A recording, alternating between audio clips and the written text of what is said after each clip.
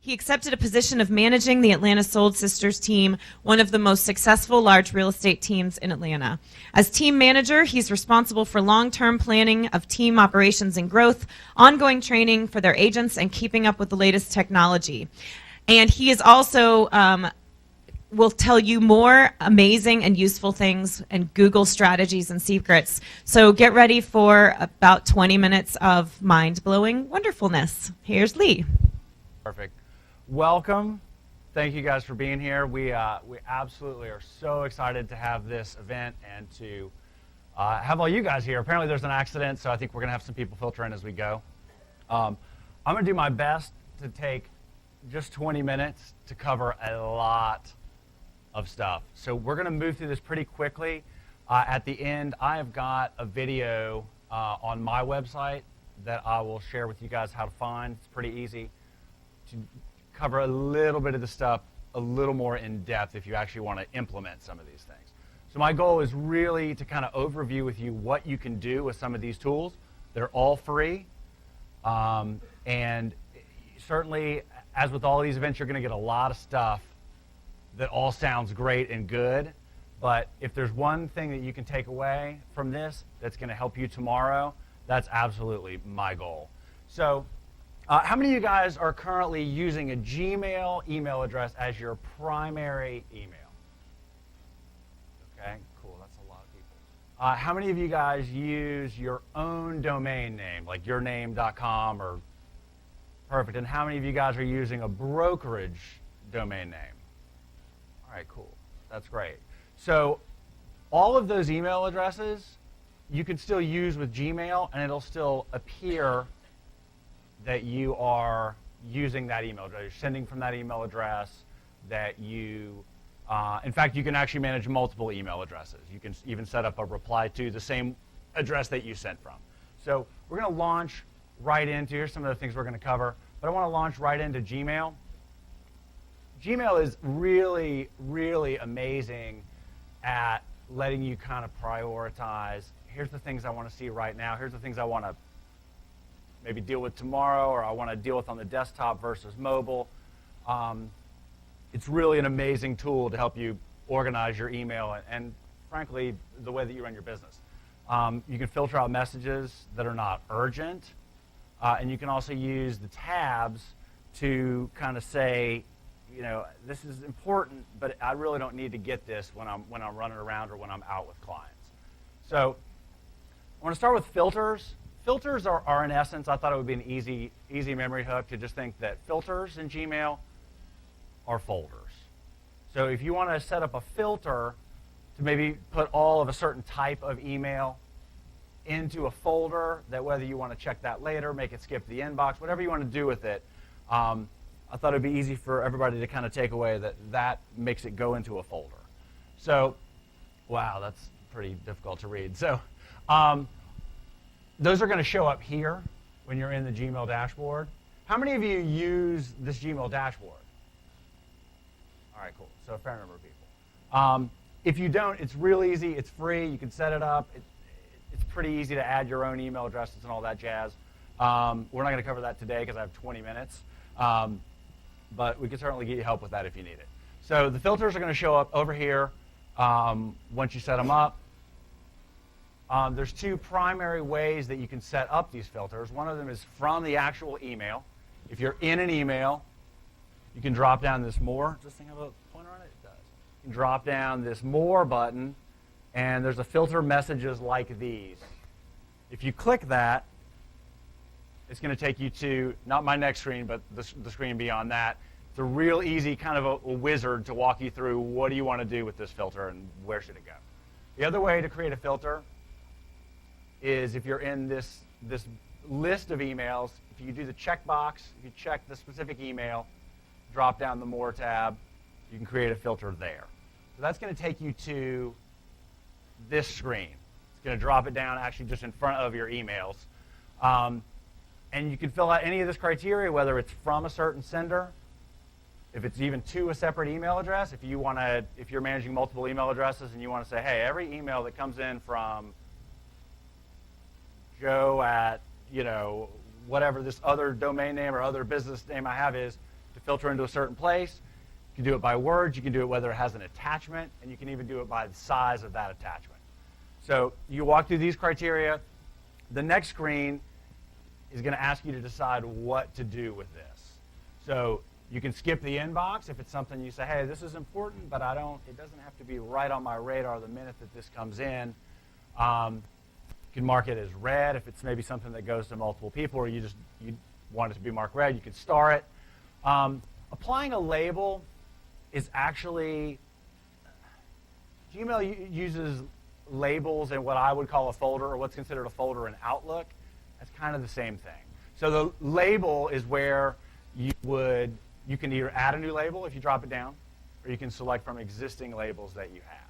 So if you skip the inbox and add a label, it's going to put it into that folder.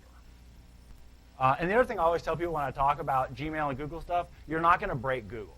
So try it, click the box, let it do its thing, and then if it messes up, then almost all the time there's a big yellow undo at the top, and you can just undo. So I think it's better to go for it, and maybe don't filter 25,000 messages the first time you do it, but just kind of check it out, and it's going to be okay if you just give it a shot. So you could forward it to somebody else. If somebody on your team handles all the inquiries on a specific property address, on the first screen you can put subject or contains the words 125 Jones Avenue, forward it to assistant. Leave a copy in my inbox, but mark it as red because I know my assistant got it. So there's really a lot you can do. You can also use it to never send to spam if you're getting something that's consistently going to spam. There's probably a better way to do that, but that's an option here as well. And you can even have it marked as important, which is the little yellow tab we'll look at in a minute. So that's how you do that, create filter. Also, if you're in a search, or actually even if you're not, it's going to pull up here, and it's going to change this to say 10 matching messages would you like to apply to these as well. So it'll do these same criteria. It'll pull them into that folder. It'll star them. It'll mark them as red. It'll do whatever criteria. Now, do be careful, because if you set it as a forward, it will also forward them to whoever the person is you set it up to forward to. So be careful with that. The tabs in Gmail is actually a pretty new feature. How many of you guys use tabs? Awesome. They sort of mandated it when they released it. It kind of slipped in, but you could turn it off or not press the button, or so they kind of pushed that out. But the tabs are pretty cool. They are basically categories that are at the top here. There's 5 pre-filled ones, I believe. I just use these 3. Primary, obviously being your main inbox. Social being all of your Facebook stuff or Twitter or whatever that is. And then the promotions are a lot of the store emails or the things that you sign up for that get filtered out of that. So to me, I think this is an amazing way to really organize your day. I mean, if your inbox was only people that wanted to buy houses, and your social was the Facebook stuff that maybe isn't urgent, but you want to see it, but you really don't need to get it when you're in your car. And the promotions are the things that, my promotions, I look in there, there's 25 of them, I scroll through it, I hit delete, send them on their way. Super easy, but it's not, I'm out with a client, oh, I got an email, oh, it's, I was going to say JCPenney's, that might be, I don't want to, anyway, wherever you shop would be, doesn't need to be on your radar all of the time. So, so these tabs, Google does a pretty good job of filtering these automatically for you. That's kind of the point. But you can actually take an item. I keep forgetting I have a laser here. You can actually take an email and drag it into this part of the tab, and it'll move it into that tab. And additionally, it'll prompt you at the top to say, do you want to send all messages from this sender into this tab? And it learns to some degree. I'd be lying if I told you I knew what that algorithm was, but it seems to kind of figure out that, hey, all these types of emails will go into this tab. The thing that is not so great about these tabs is on mobile, it's a little harder to maneuver between them. It's not difficult, but it does show you a summary email in your inbox. You have two in promotions and 3 in social, and you can kind of see at least who they're from. But it's not laid out quite as well as this. So that might be something you want to play with if you use the Gmail app. If you use the native Android or Apple, the tabs are, for the loose speaking, they're not going to exist. So you're still going to see all of your tabs in there. So let's keep moving. And the way that you set those up, if you do not have them or if you want to add a different one, this gear up here will drop down, and there's a configure inbox where that lovely blue arrow, I guess I don't need to point.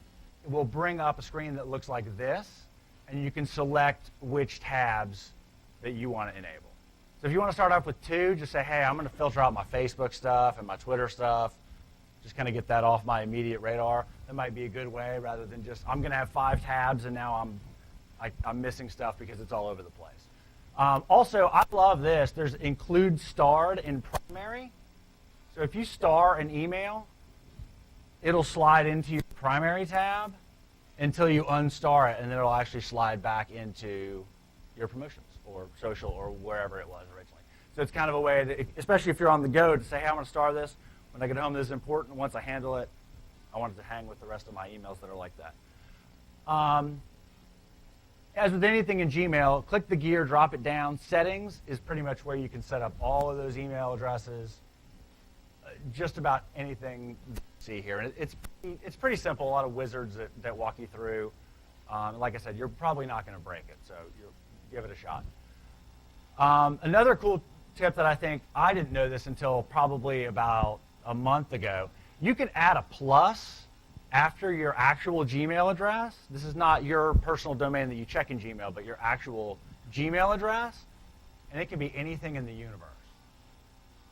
So the example I used here was Best Buy. If you sign up for Best Buy's email list and you want to make it your name plus Best Buy at Gmail, you can actually filter and track those emails and know if Best Buy is selling your email address over to, I guess Circuit City's gone now, but whoever they're sharing that with, or another company or whatnot. Really super cool thing. And they come in as that, so you can actually filter them as well. So if you do a filter that's your to address, Bob Smith plus Best Buy at Gmail, you can do any of those same actions to that specific address. So, all right, that's enough about Gmail. Google Drive. Who's using Google Drive? It's awesome. It's really amazing. And again, free. Everything we're talking about is free. You can access the same documents on any device pretty seamlessly. You can share and control permissions, which is probably my favorite thing. If you want to just put stuff out to your team and say, hey, here's this document, here's our list of vendors. I don't want anybody messing with my list of vendors. You can control who can edit that and who cannot. So if you have an admin or somebody you want to have access to that, great. If you don't want anybody to be able to mess with it, then you're good. And then it's kind of similar to that, but just your ability to collaborate through these. I do a lot of this where somebody will make notes when they're able to work, and then when I come in and pop in it, I can make some notes. It's a really amazing tool to just either a document or a spreadsheet, and we'll cover some of that specifically. So here's the main dashboard of Google Drive. It's pretty straight ahead. It's like most things that you use. You've got, these are folders up here, and then it drops down into files. And similar, almost identical to Gmail. When you select one or open one, it's going to give you that menu at the top, more, move to this folder. It's pretty intuitive. I mean, it's pretty simple. That's probably why it's so popular.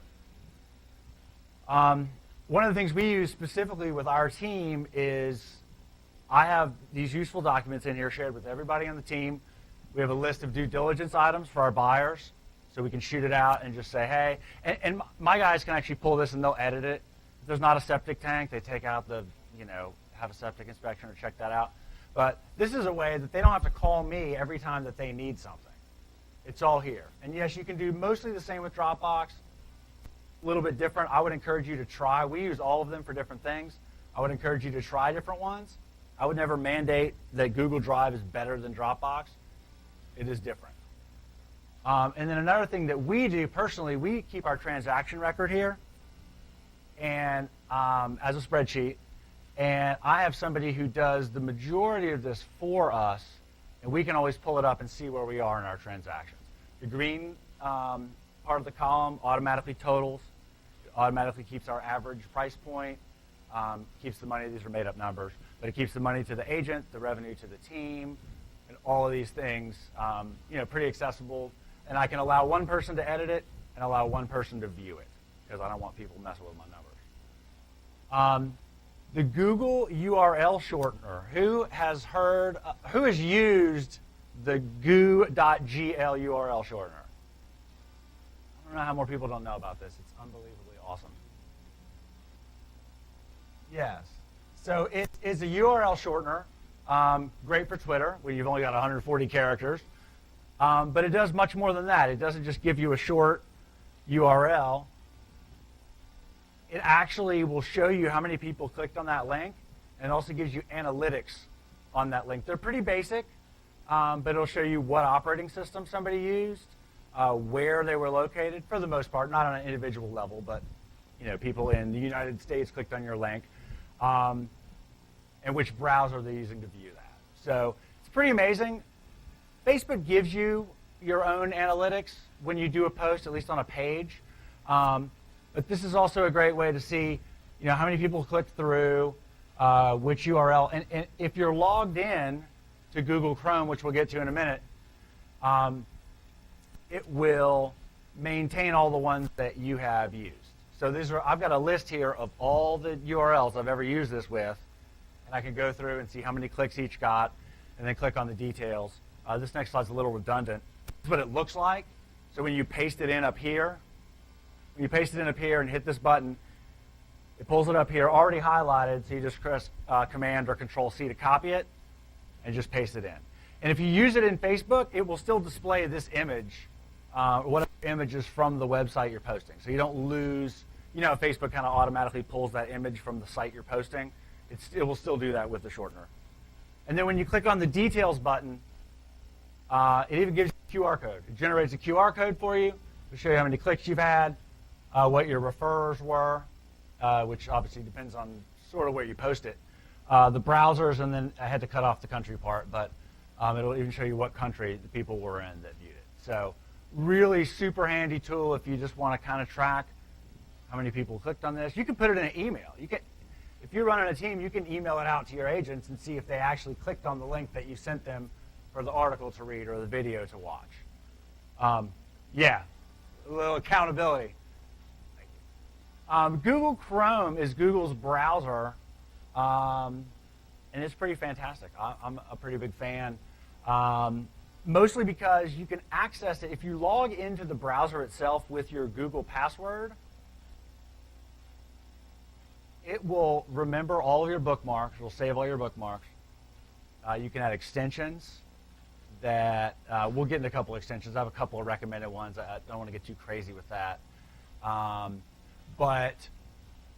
it'll remember all your history. It's really super handy. For better or worse, I don't enter a password. It's all there. Once you're logged in, you can go to your office, log into the main, in the main room on the computer there, and have all your passwords. Obviously, you want to be careful to log out if you're on a public computer. But you can have all your passwords, all your bookmarks, everything there. So, and what that looks like, the extensions go over here, and the bookmarks are these guys across the top here. So, I'll hop into the extensions in a second. So obviously you know what bookmarks are. Pretty easy. Hit the star, drop it down, choose bookmarks bar. There they go. The other thing that I absolutely love about this is that if you're logged in on all your devices, if you have the Chrome app on your iPad or iPhone, it will actually show you the windows that you have open on your other devices. So if you're running out the door and you go, oh man, I had that pulled up, I wanted to show it to these people, pull it up on your phone, pull it from whatever device you had it on, open it, boom, there you go. So definitely a handy feature. I've used that many, many times. The extensions that I recommend, or the extensions that I use, in Chrome are the send from Gmail, which loosely makes your Gmail your default address. If you click on a link on a website, it'll open up a new Gmail Compose window. Ready, set, go. I know a lot of people in Gmail have issues with, well, I love Gmail, but when I click on a link, it opens in my other email program. This will make Gmail your default in Chrome. The Evernote web clipper, if you use Evernote, totally amazing. Grammarly will not only correct your spelling, but your grammar. And you also just mouse over it, and then you fix it. You don't have to right-click and what's the suggestion and go through all that. So definitely pretty handy. And then Shortcuts for Google just pulls up all of the Google tools, whether it's a Drive, just for you to easily shift stuff around. So I'll be super fast on this because I got to wrap it. But Google Calendar, I was joking with these guys I wasn't going to show you my real calendar because holy cow, it's a little obsessive. But this is the short version. You can color code stuff. You can save maps and addresses to where your appointments are, and it's pretty great. And the other great feature about the calendar is that you can invite clients. So if you wanted to, say if you had an appointment, maybe it's the first meeting with somebody, you weren't sure if they were going to show up, or you wanted to politely give them a reminder, you can add them to the invite, and it'll put it in their calendar. It won't set a reminder for them, but it'll certainly help. So, and as I mentioned, my website is leeadkins.com. I've got 1 or 2 videos on there that go into a little more detail of how to actually set up more of the Gmail things. But you can also reach me from there if you have any questions. I'm always happy to talk Gmail. So thank you guys very much. Enjoy your day here. Turn it back over tomorrow.